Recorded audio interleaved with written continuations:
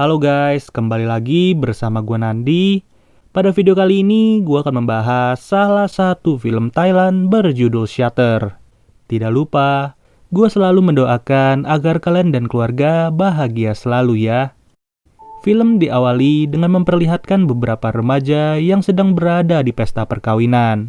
Di film ini kita akan fokus pada seorang pria yang bernama Tan. Tan berprofesi sebagai seorang fotografer yang dimana dalam kegiatan sehari-hari ia didukung oleh pacarnya yang bernama Jane. Kebetulan, Tan merupakan alumni dari sebuah kampus ternama yang berada di Bangkok. Sedangkan Jane sendiri merupakan adik kelas dari Tan yang sampai saat ini sedang berada di semester 7. Setelah itu, mereka berdua pun bergegas untuk pulang pada tengah malam. Sepanjang perjalanan, mereka saling goda-godaan satu sama lain sambil bercanda. Sampai-sampai Jane tidak sadar lagi kalau ada wanita yang sedang menyeberang. Alhasil, mobil yang disetir oleh Jane harus menabrak wanita itu sekencang-kencangnya. Dari kejadian ini, Jane mengalami ketakutan yang luar biasa karena selama hidupnya ia tidak pernah menabrak orang. Begitu juga halnya dengan Tan yang berada di mobil itu. Ia menyuruh pacarnya untuk segera tancap gas, selagi di jalan ini tidak ada orang yang melintas sama sekali. Esok harinya, Tan mendapatkan pekerjaan dari kampus lamanya untuk menjadi fotografer di acara kelulusan. Pada awalnya, semua berjalan baik-baik saja dan sedikit pun tidak ada yang terlihat janggal. Saat sampai di apartemen, Tan langsung menyuci roll filmnya di dalam ruangan merah. Ya, sebagai informasi tambahan, ruangan ini bisa disebut kamar gelap yang digunakan untuk mencetak roll film sampai menjadi lembaran foto. Lalu, Jane yang juga berada di apartemen itu mulai merasa cemas dengan kejadian pada tadi malam. Bagaimana tidak, mereka tidak tanggung jawab sama sekali dan malah kabur begitu aja. Ya, apalagi mobil yang menabrak wanita itu sedang dikendarai oleh Jane sendiri. Beberapa jam kemudian, Tan berkunjung ke tempat foto yang menjadi langganannya sejak ia bekerja. Ia sengaja datang ke toko ini, tentu aja untuk mengambil cetakan foto yang sudah ia potret pada pagi hari. Hanya saja, hasil foto yang ia dapatkan tidak senormal seperti biasanya. Terlihat jelas ada sekelebat bayangan putih yang membuat foto itu menjadi buram. Namun ternyata, saat foto itu kembali dilihat oleh pacarnya, terdapat sesuatu yang aneh dan tertangkap oleh kamera. Yang dimana sosok aneh itu lebih menyerupai seorang perempuan dan ikut foto pada saat itu. Hal ini membuat Jane makin khawatir dan ketika itu juga mereka pun datang ke lokasi tabrakan. Mereka pun gak mau bertele-tele lagi dan Tan langsung menanya apakah ada korban dari peristiwa yang terjadi. Secara mengejutkan, petugas itu berkata bahwa tidak ada korban sama sekali dan semuanya baik-baik saja. Lalu, Tan sengaja menyuruh teman-temannya untuk memeriksa rumah sakit dan ternyata tidak ada laporan korban yang terjadi pada malam itu. Pada esok hari, Tan masih saja tidak percaya dan ia pun sengaja memeriksa selembar foto yang menangkap seorang perempuan. Di saat yang bersamaan, Jane sedang berada di dalam kampus untuk mengikuti pelajaran fotografi.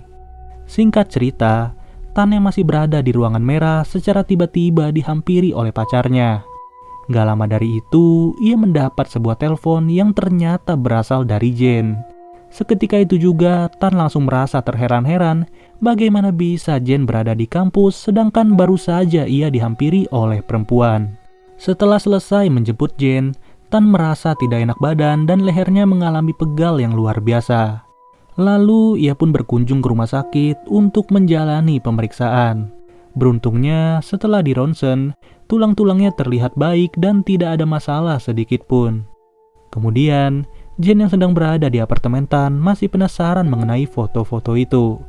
Setelah dicocokkan, ternyata bayangan putih itu membentuk pola yang mengarah pada suatu ruangan di kampus mereka. Saat itu juga, Jane langsung datang ke kampusnya hanya untuk mencari tahu mengenai ruangan itu. Dari sini, terlihat jelas bahwa ruangan yang dimaksud adalah ruangan laboratorium.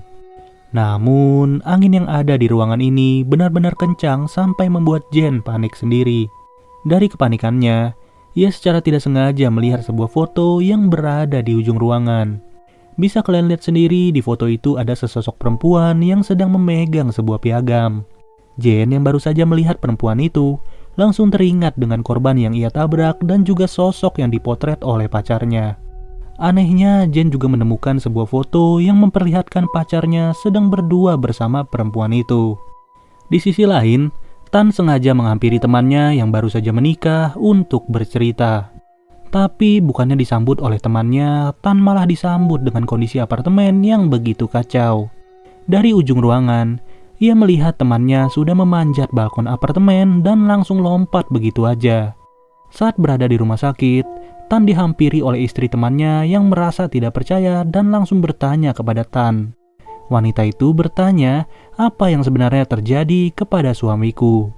Di tengah-tengah perasaan sedih, wanita itu memberi informasi bahwa kedua teman suaminya juga bunuh diri belakangan ini.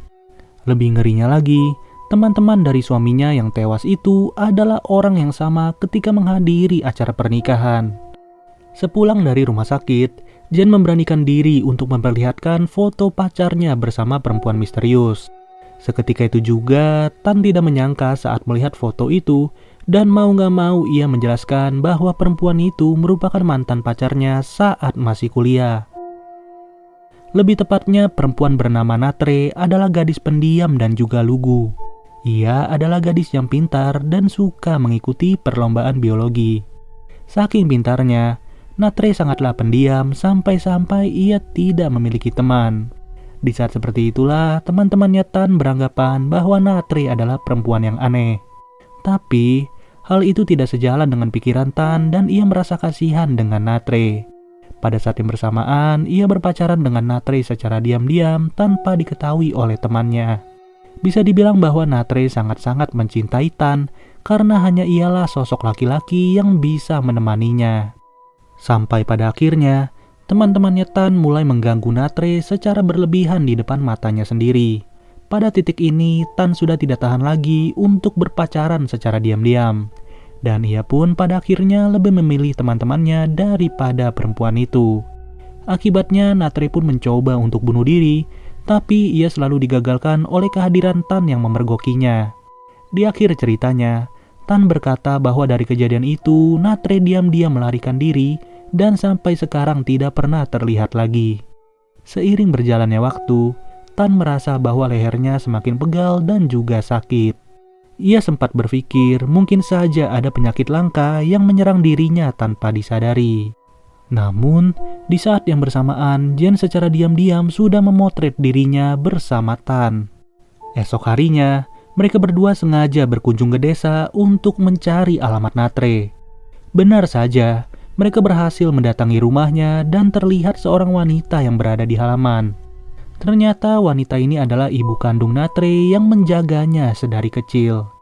Tanpa basa-basi, Tan langsung bertanya mengenai keberadaan Natre yang selama ini sudah hilang.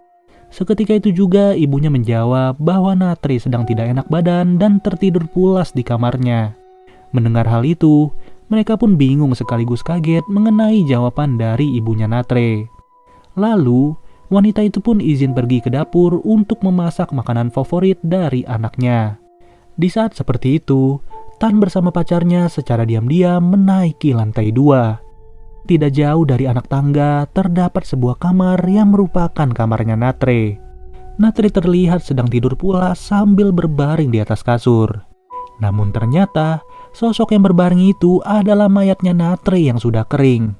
Seketika itu juga ibunya Natre marah besar setelah menyadari keberadaan mereka di kamar anaknya. Kemudian mereka berdua bertanya apa penyebab kematian dari Natre sendiri. Tapi ibunya malah tidak menjawab dan berkata bahwa Natre masih hidup. Setelah itu, Jen pun memperlihatkan sosok Natre yang terlihat di sebuah foto. Tan beranggapan dengan keberadaan jasad Natre yang berbaring di kamar akan membuat rohnya menjadi tidak tenang. Dari sinilah, mereka membujuk wanita itu agar mengadakan pemakaman yang layak bagi jasad Natre. Sepulang dari rumahnya, mereka pun menginap di sebuah hotel untuk beristirahat pada malam itu. Tapi tiba-tiba, Tan langsung dikejutkan dengan kehadiran sosok Natre yang menghantuinya. Ketika itu juga Tan pun berlari sekencang-kencangnya tanpa ragu sama sekali. Tangga demi tangga ia turuni satu persatu, sampai-sampai ia malah bertemu sama Jen yang sudah menunggu. Hanya saja sosok itu sudah jelas bukanlah Jen yang asli, melainkan sosok Natre yang menyamar. Mau tidak mau, Tan yang tidak punya pilihan lagi langsung menggunakan tangga setapak untuk kabur. Mau bagaimanapun ia mencoba kabur, tetap saja Natre berhasil menjebaknya. Alhasil, Tan tidak bisa lagi mengontrol dirinya dan ia pun harus terlepas dari tangga itu. Saat esok hari, ia sudah berada di rumah sakit dengan kondisi luka yang cukup parah. Jen yang berada di sebelahnya berkata bahwa semua akan baik-baik saja karena Natre akan segera dimakamkan. Lalu, mereka pun diundang untuk hadir ke prosesi pemakaman dari jenazah Natre.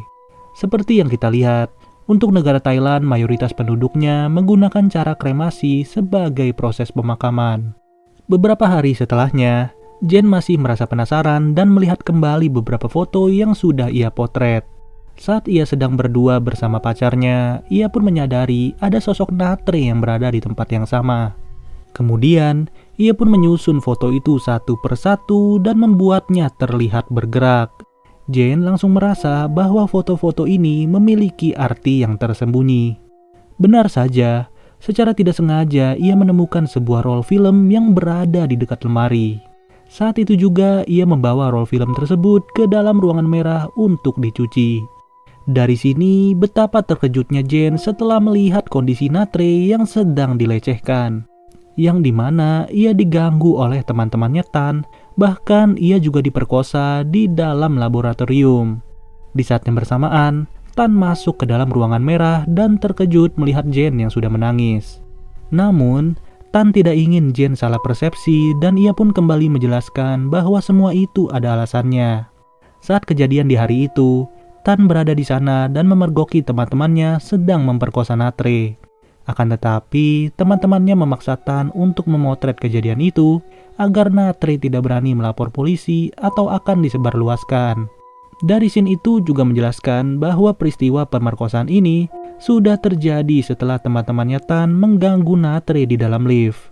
Dengan kata lain, Tan sengaja menjauhi Natre bukan karena memilih teman-temannya, melainkan ia sudah mengetahui bahwa Natre tidak lagi menjadi milik Tan sepenuhnya. Tapi tetap saja, Tan langsung ditinggal oleh Jen yang sudah kecewa dengan dirinya. Ketika itu juga, ia pun langsung menantang sosok Natre untuk hadir di hadapannya. Ia juga sengaja memotret setiap ruangan dengan harapan akan ada sosok Natre yang hadir bersamanya. Namun, karena tidak ada yang terlihat sedikit pun, ia langsung kesal dan melempar kameranya saat itu juga. Secara kebetulan, kamera itu malah menghadap ke arahnya dan langsung memotret secara otomatis.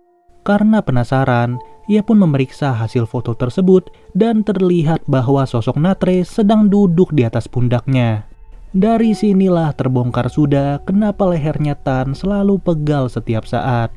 Bahkan, berat badannya juga bertambah 2 kali lipat menjadi 120. Tidak hanya sampai di situ, kedua matanya Tan malah ditutup oleh Natre dan ia pun tidak mampu untuk melihat sekelilingnya. Mirisnya, Tan harus terlempar dari kamarnya dan terjatuh lagi di lantai dasar. Lalu, Jen yang tidak lagi menjadi pacarnya Tan merasa peduli dan sengaja berkunjung ke rumah sakit. Tapi kali ini rumah sakit yang dikunjungi adalah rumah sakit jiwa. Di dalam ruangan itu, terlihat bahwa Tan sedang terduduk sambil membongkok begitu parah. Ngerinya lagi, sampai detik ini ia pun masih diduduki oleh sosok Natre. Ya, pada intinya film ini mengajarkan kita untuk lebih bertanggung jawab pada peristiwa masa lalu. Karena apapun yang terjadi di masa lalu masih ada kemungkinan untuk berpengaruh di masa depan. Oke deh guys, mungkin segini aja pembahasan dari film Shutter. Sampai bertemu lagi di video berikutnya. Gua Nandi cabut dulu. Dadah.